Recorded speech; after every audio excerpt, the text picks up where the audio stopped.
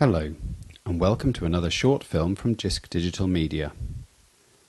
JISC Digital Media is a JISC Advanced service which provides advice, guidance and training to the UK's further and higher education community on creating, delivering, using and managing digital media resources, specifically still images, moving images and sound.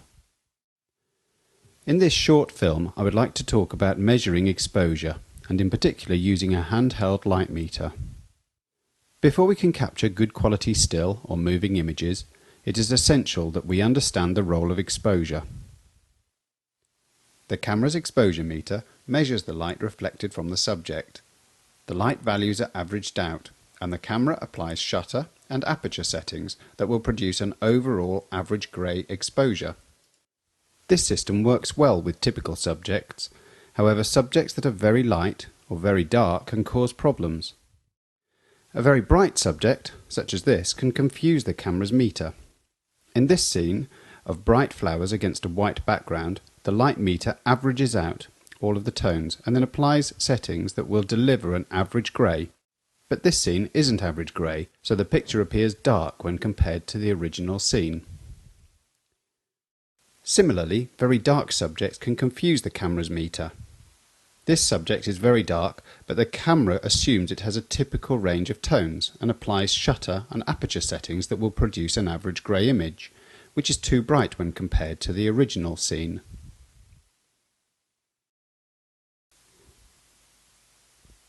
Most cameras offer an exposure compensation feature. With this, we can compensate for overly bright or dark scenes.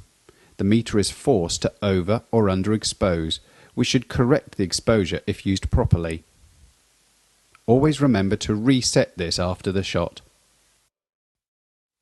This is a typical handheld light meter. It has a power button, a diffusing cone to measure the light falling on the subject. This model offers a range of modes for measuring ambient or flash lighting.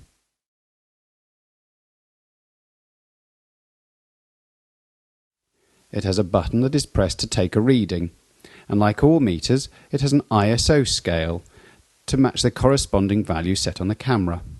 It also has up and down buttons to adjust the aperture or shutter scales. We will now see how a handheld light meter is used in practice. The meter is held up to the subject, and a reading is taken of the light falling on it. We then adjust the exposure scale and choose either a shutter or aperture value that we want to use, and the meter will give us the second value for the correct exposure.